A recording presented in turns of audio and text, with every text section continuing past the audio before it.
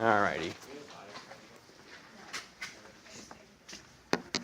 So our last topic is going to cover limits, but you'll notice that this topic is in a different kind of section or chapter of our book. It's 4.5. All right, it comes a little bit later, but we're going to hit it right now just because we wanted to group everything into limits.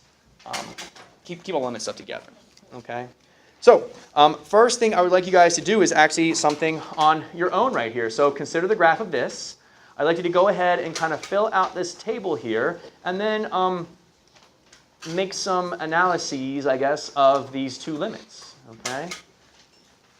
So go ahead and do that there with your graphing calculators. You may use graphing calculators for this. Okay. You may use graphing calculators for this. Okay. Remember, this is the kind of numeric method. Right. So first, I'd like you to maybe sketch the graph over here if you have some space. So take the little white space you got over here, sketch the graph of this thing, and then use your table to fill that in right there, and then answer those limit questions too. Okay, and I'll do the same thing.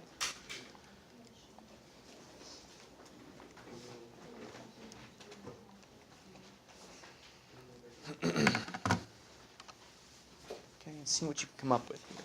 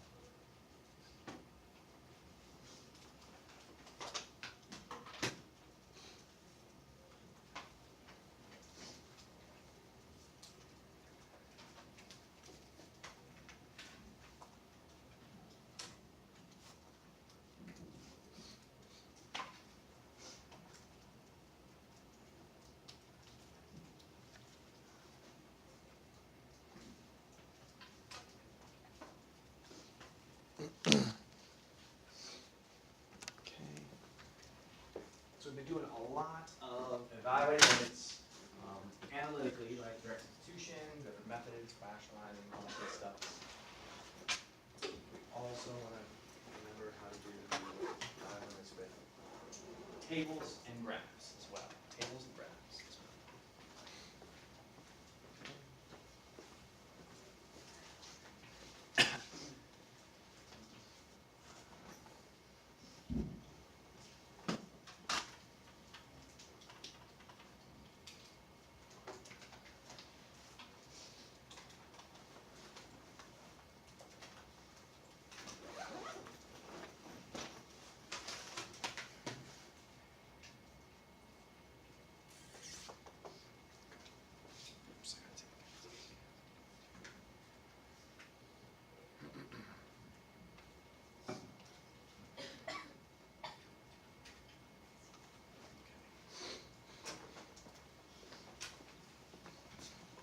All right, so hopefully you got something that looks like that.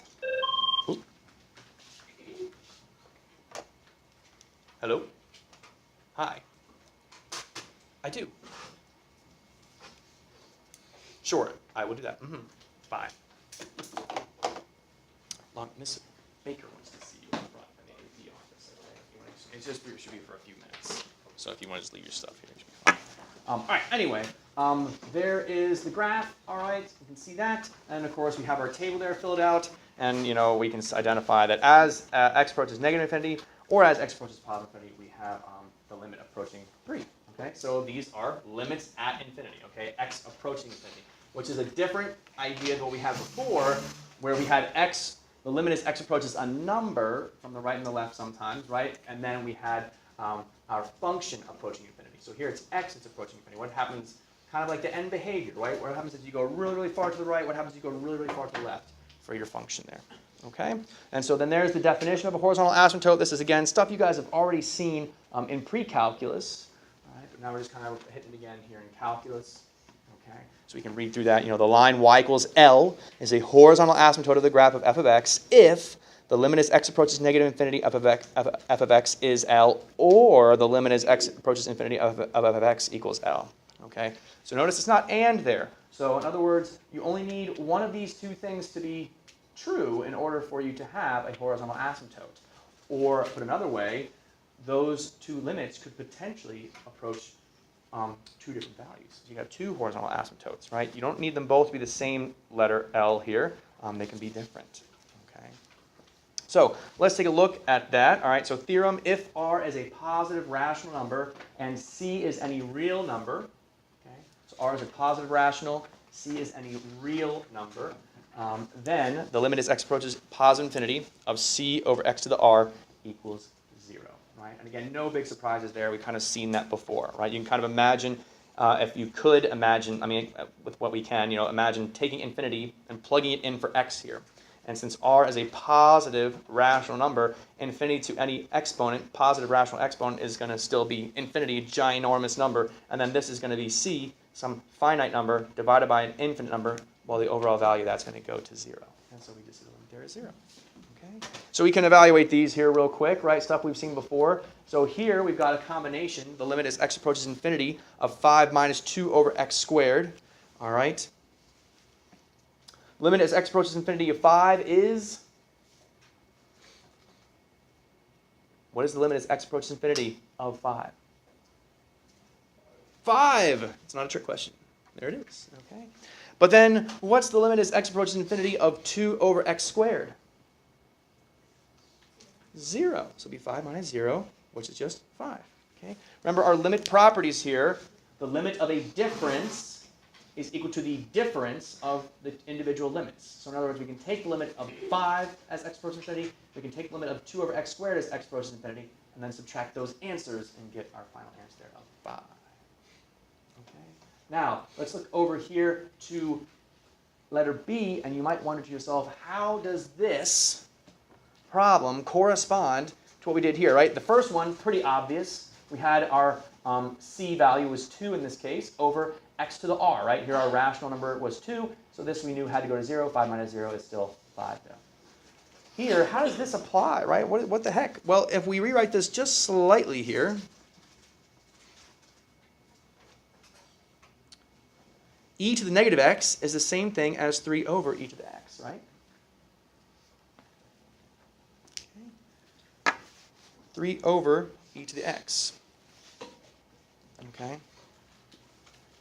And so we now kind of have a fraction here. The problem is, though, that now we're taking that infinity, okay, and we're not, our base is not x, right? It's now our exponent that's x. But still, if you take a really big number, again, we'll just think of infinity like being just a really big number, and we'll plug it in for x there, e, which is approximately 2.7 something, to a really big number is going to be itself a really big number. And then 3 divided by a really big number, well, what's the overall limit of this going to be? 0. It's going to go to 0. Right. Okay. It just goes to 0. So don't be afraid to rewrite that e to the negative x as 1 over e to the x to help you evaluate things there, okay?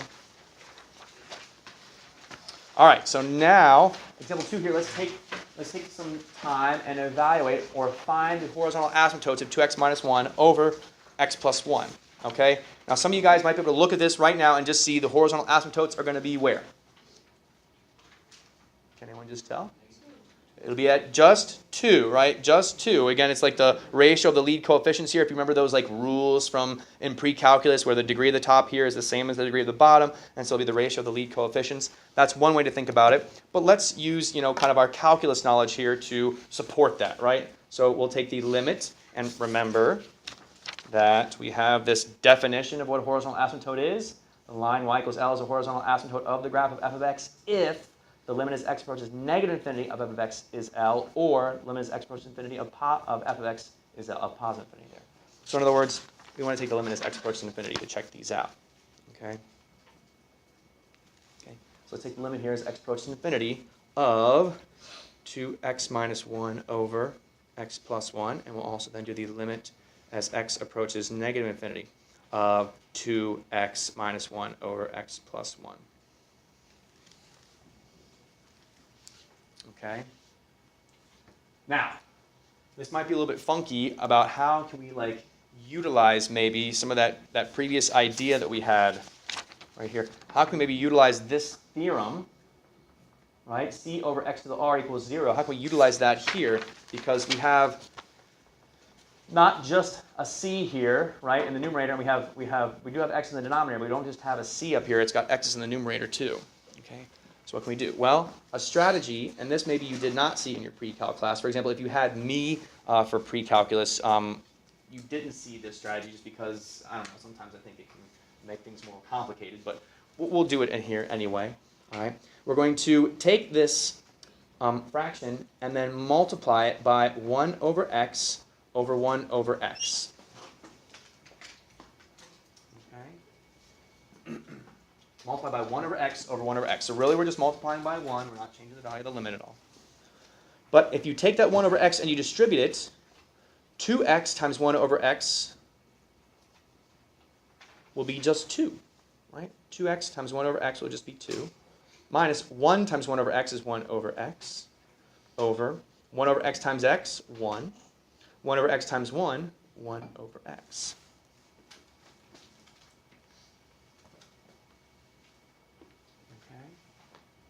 Now, we've rewritten everything in here so we can use that theorem we just talked about, right? What's the limit of 1 over x going to be as x approaches infinity? It's going to be 0, right? So we're left with 2 minus 0, because again, the limit as x approaches infinity of 2 is just 2. What's the limit as x approaches infinity of 1? 1, right? There's no x to plug into, so it's just going to stay 1.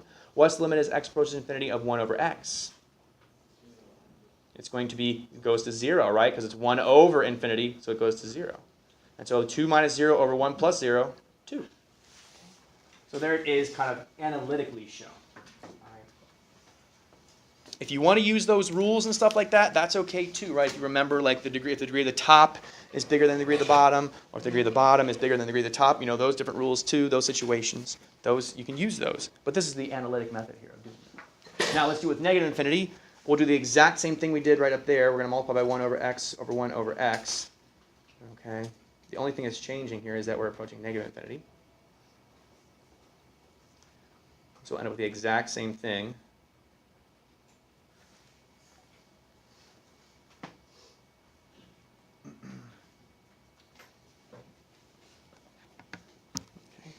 But does it really change anything at all? I mean, the limit as x approaches negative infinity of 2, what's that going to be still? It'll still be 2, right?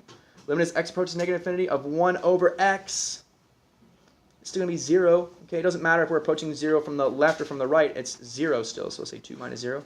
And of course, the denominator will still be 1 plus 0. And so we still end up with 2. Okay. So we can say there is a horizontal asymptote of f at y equals 2.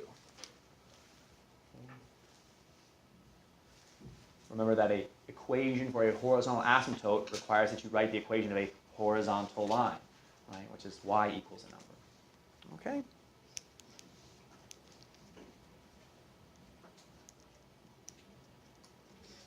Questions on any of that? All right, so again, for those of you that maybe remember the rules, and we're going to be seeing those guidelines here coming up at the very bottom of this page, so you kind of see those too. All right, but we will evaluate these as well.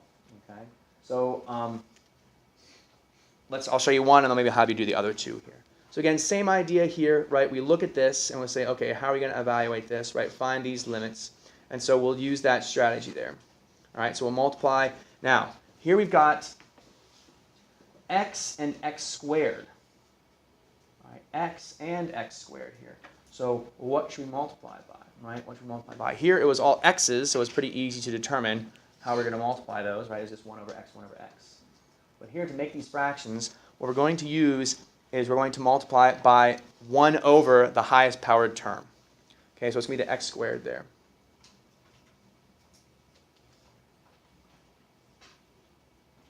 Okay.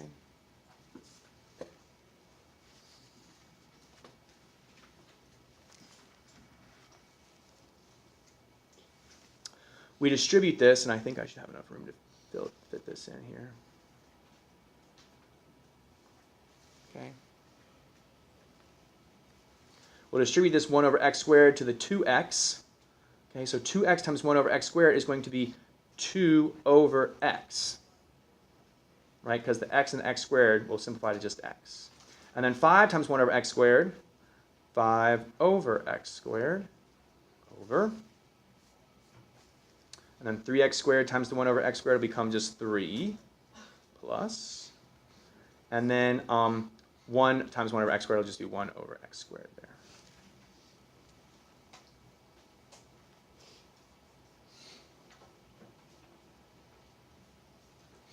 Okay. And so now we'll evaluate this. What is the limit as x approaches infinity of 2 over x? 0. What about 5 over x squared as x approaches infinity? 0 as well.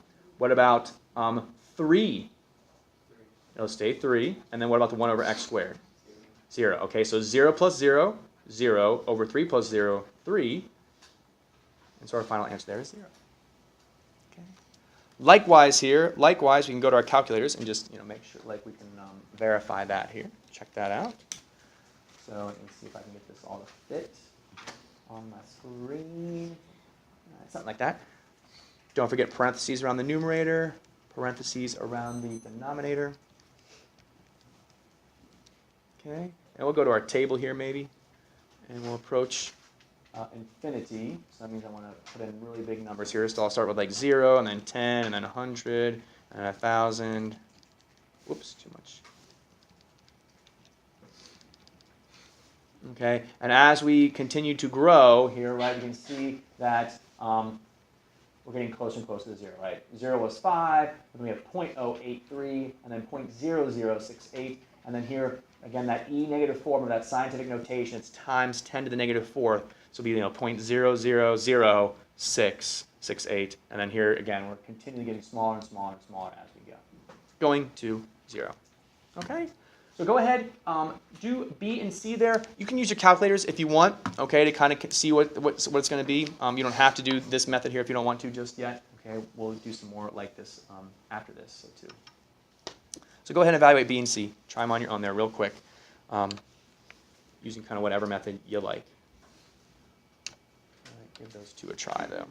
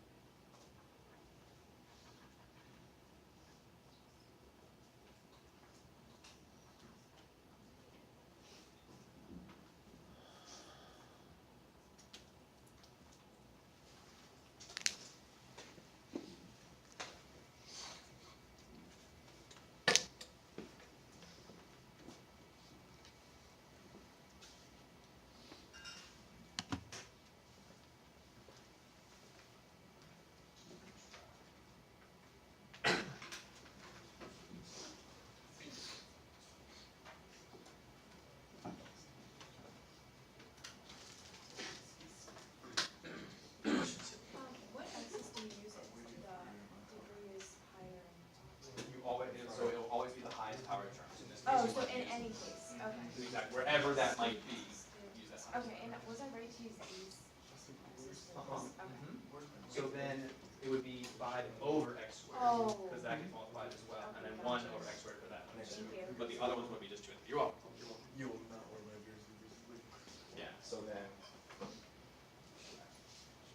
so, yeah, those, that will still be 2, that will still be 3, right, because you're approaching infinity, there's no x there. But here, what would this is And it would be 0. Right? 0, and this one would be? Zero. As well. So Exactly. thank you.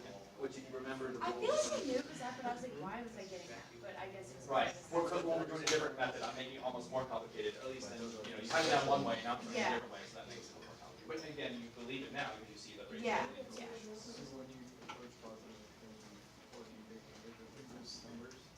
And to like, kind of like, yeah, exactly. Mimic approaching infinity, yeah. Or to simulate approaching infinity. I've gotten no idea about it still. Evaluating. So distribute. This would be 2 over x cubed here. Oh, I see. No, I'm sorry. I'm sorry. So can you put an equal sign between this? Just there. So now you're going to take the limit of x approaches infinity of this. So what's the limit of x approaches infinity of 2? Delicious too. What's this going to be as x approaches infinity? It is, yeah, because the denominator is really big. 5 divided by a really big number is going to go close to 0. What about this one? I mean, you might have bought 0. And this one. So you're going to have 2 plus 0, 2 over 0. So this limit is Okay, but when doesn't it say that like when it's specified it's negative? Oh, it sure. you need to tell which one version of is going to as the sign. You're putting a positive number and a positive bottom, and all the whole numerator will be positive, so it's going to be positive. Yes, but you should have multiplied by 1 over x cubed and 1 over x cubed. It's the highest powered wherever it is, not just in the denominator. Yeah. And that maybe was a clarification I'll make here too in a little bit. All right, so here we go. Bam, bam. 2/3 and does not exist. Okay, and it goes to positive infinity for that letter C there. Okay, questions on any of that? Questions on any of that? Okay, so when it comes to finding the limits at infinity of rational functions, all right, you can kind of use whatever, kind of strategy is there to help you. I wanted to show you this just to kind of give you like a more concrete, the actual kind of like mathematical way of evaluating a limit as x approaches infinity. But that being said, we can kind of summarize here because you can see we have 3 kind of different scenarios, right? 3 scenarios that you maybe saw again in pre-calculus, where here the degree of the top is less than the degree of the bottom, okay, and our limit goes to 0. Or put another way, the degree of the bottom is greater than the degree of the top, right? So our limit goes to 0 as x approaches infinity. Here, the degree and the top of the bottom are the same, and so it's the ratio of the lead coefficients 2/3. And then finally here, the degree of the top now is the greater one than the degree of the bottom, and so the limit does not exist, right? And this is true in general. So we have these 3 guidelines that you can kind of follow, right? Summarized right here for you. You can feel free to use those, okay? Feel free to use those. But now we have, instead of just seeing a pattern, now we have like an analytical way to show, yes, in fact, those are true, okay? Going to be true in general. Okay, so flipping over to the next page here. We also can run across functions that may approach different horizontal asymptotes from the left and from the right, okay? From the left and from the right. Can be a bit of a challenge there, okay? So you can see here that we're tasked with finding the limit as x approaches infinity and x approaches negative infinity, right? That plus or minus there in front asks us to do that, okay? So let's kind of take care of this here, and we will plug in. So I'm going to break this up into 2 limits. So let's say the limit as x approaches positive infinity of 10x minus 2 over the square root of 4x squared plus 1. Okay. And the limit as x approaches negative infinity of 10x minus 2 over the square root of 4x squared plus 1. Okay. Now, will anyone's heart be broken if I evaluate this using the guidelines as opposed to like the analytic approach? Will anyone's heart be broken there? No heartbreak? Okay, good. So let's just use the guidelines here, okay? What is the degree in this first limit right here, okay? What's the degree of the top going to be? What is the degree of the top?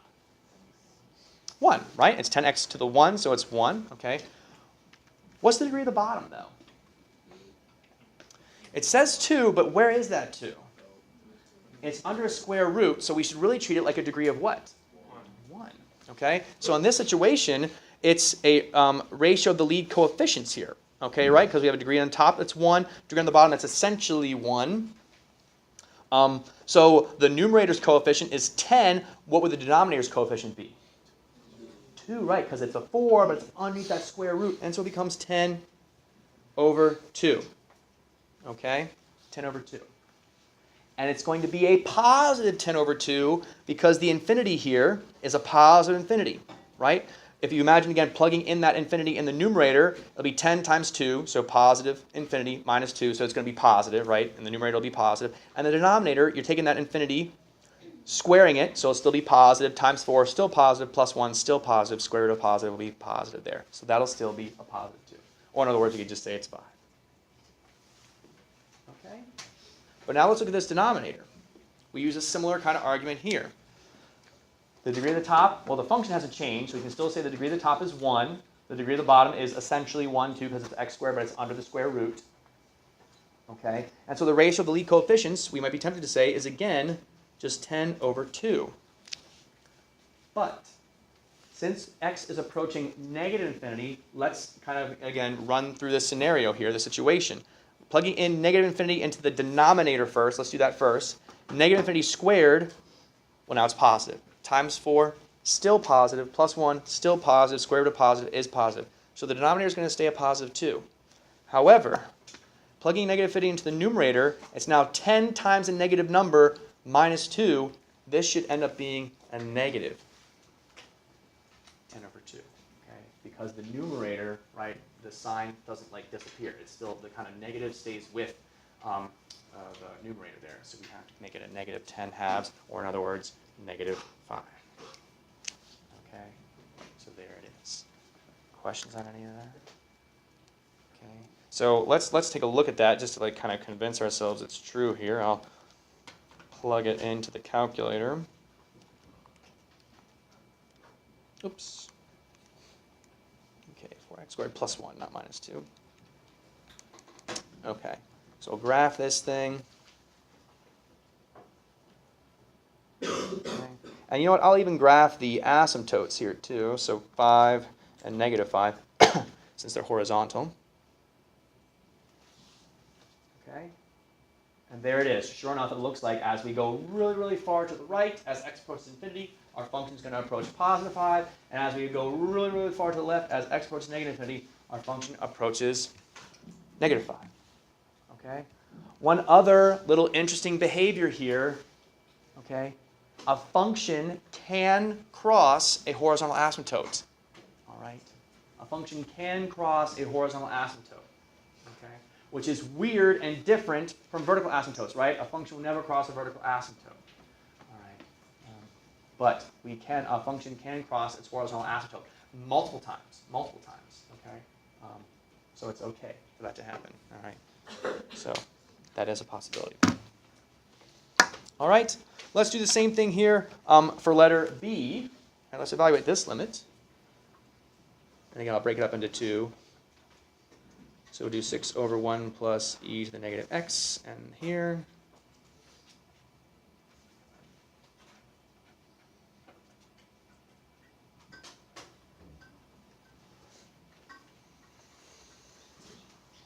Okay, so again, the cat's kind of already out of the bag. We were prompted already that there's going to be a left and right, a difference between the left and right kind of behavior here. All right, so we just want to see what those differences are. In general, whenever you do look for horizontal asymptotes, you really should be evaluating the limit as x approaches infinity and as x approaches negative infinity. Okay. Most of the time, you're only going to have one horizontal asymptote, but you always want to check both infinities, or at least convince yourself, right? Think about it in your head.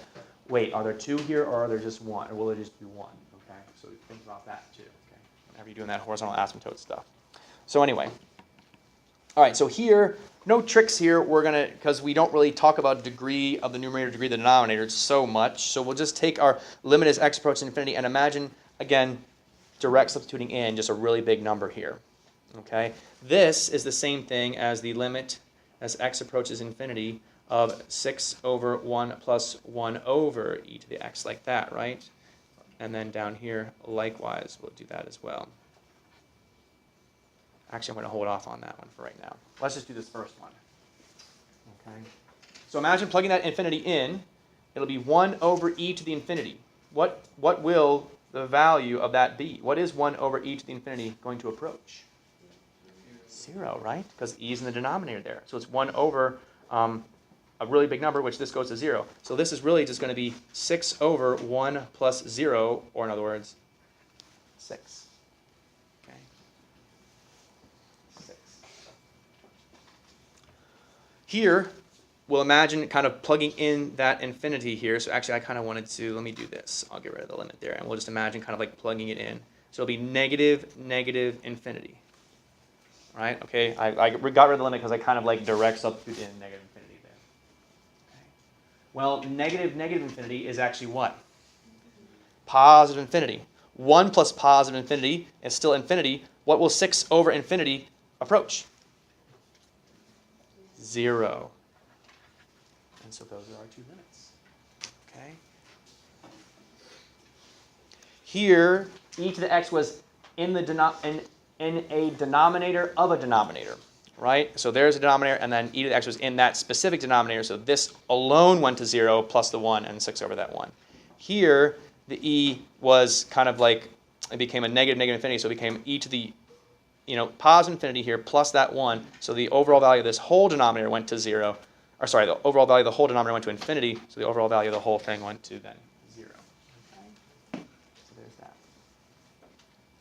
Questions on any of that? Questions on those? We're good? All right. Moving on here. Determine each of the limits. All right. Limit as x approaches infinity of sine of x. No degrees or anything here, no tricks, but we can determine, well, we can come up with an answer here, I should say. So what would the answer for this be? As we go really, really far to the right, what would we say the limit of sine is going to be? Remember, sine, right, is a wave. It's just going to oscillate between -1 and 1 the whole time. It's never going to approach a single value. And so here we're going to say just the limit does not exist. Okay? Here, you won't, if you go to your calculator and you just start typing in bigger and bigger and bigger numbers, there's no single number you're going to approach. It's always just going to stay between -1 and 1 because it just is a wave that goes on forever. Okay? Now, compare that to this thing, where we're now taking sine of x and we're dividing by x. So we're taking sine, which is always between -1 and 1, and we're dividing it by increasingly large numbers, ginormous numbers, right? What do you think the limit's going to be there? 0. Exactly right. 0. Okay, it's just going to go to 0. All right? So there it is. Okay, and again, you can kind of convince yourself it's so like, again, we can, if you want to draw yourself a little sketch for sine there, you can kind of just see it's just going to go on forever. Okay, and it'll always just be between that -1 and 1 there. Whereas the sine of x over x, your graph, and I'll show you here using the graphic calculator just so you don't have to just like believe everything that I say, right? Technology can show it too. Okay, make sure I have the right mode set. Yep, radian mode. Okay. So if I adjust my window here to make it, let's go like -2 to 2. And I don't know, I'll go up to like 24. I don't need to do. Okay. You can see as you go further and further out, that sine wave, okay, there's +1, there's -1 there. Did I do that right? Okay, yeah. Let me do it from, 0. Okay, so anyway, that sine wave is going to be, well, anyway, the sine wave is going to continue to decrease and decrease and decrease in size and eventually just, flatten out. Because again, with the sine's always going to be between -1 and 1, but we're dividing by increasingly large numbers. Okay, and so that's why we end up with the graph there. But that.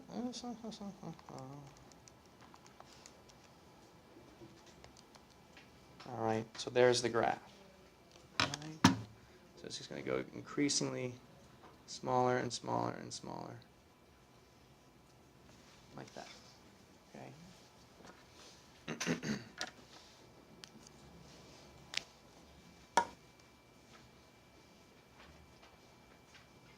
All right. So questions on any of that? We're all good there. All right. So go ahead. I would like you guys to try then these two questions. Okay. These two questions right here. Okay? These two questions right here.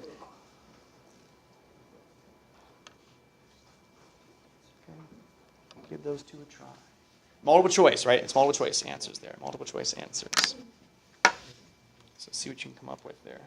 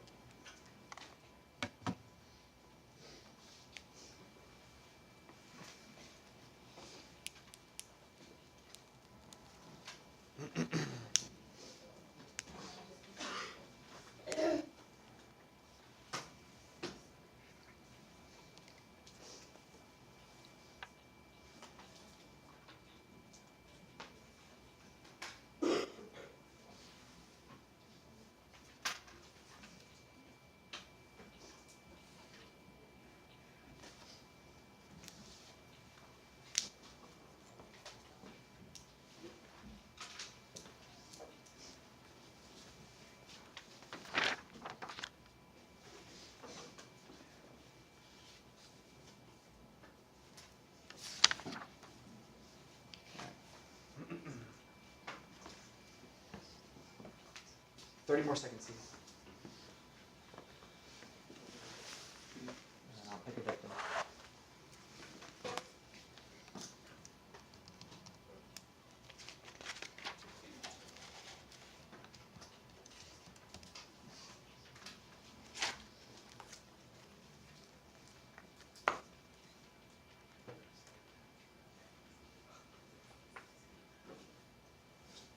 All right. Anyone still need more time? Anyone still thinking about this too? Okay. Caleb, what'd you get for the first one there, which is oddly marked number 2? You got B. Okay. How did you evaluate that to get B? I did the 9x to the 4th becomes just 3x squared. Okay, because underneath the square root there. Very good. And then the degree of the top and the degree of the bottom were the same, right? So it's 3 over 1. Yeah.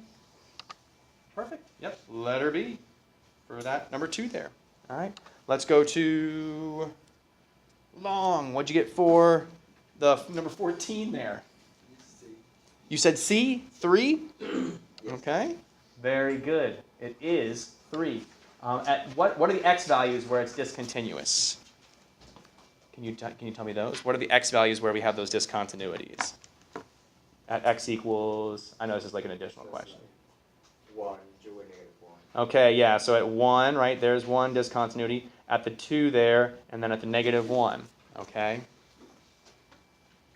Remember that continuity, right, is a review of a previous concept. Remember there's those 3 criteria, right? So here at -1, the limit will exist, but the function does not exist, right? There's no value there, okay? Limit exists, but the function does not exist, and so it fails the function must exist criteria, right? Here at +1, the limit does not exist, right? The left-hand limit and the right-hand limit disagree, and simultaneously the function does not exist. So you could use either one of those arguments. Again, 2 criteria that are missing there. And I guess essentially then the third criteria can't work either. And then for number 2, the limit exists, the function exists, but the limit and the function have a different value, right? The limit is +1, the function value is 3, and so it fails the third criteria there for continuity, okay? So don't forget continuity is one of those big concepts you want to be familiar with. You know, those 3 different criteria required for continuity's sake, or to say something's continuous. All right, questions on anything from those 2? We want to look at this back flow chart here real quick. Okay. Okay. So it's kind of dark, and my light doesn't even really help it that much, but you can kind of see here. You can at least read it at your seat there. But anyway, first thing when it comes to evaluating limits, right, is to try that direct substitution, right? Plug in the limit, see if you evaluate. Okay, see if you can evaluate. If it works, right, you're done. You've got your answer. Okay, make sure you evaluate it accurately and stuff like that too. Okay.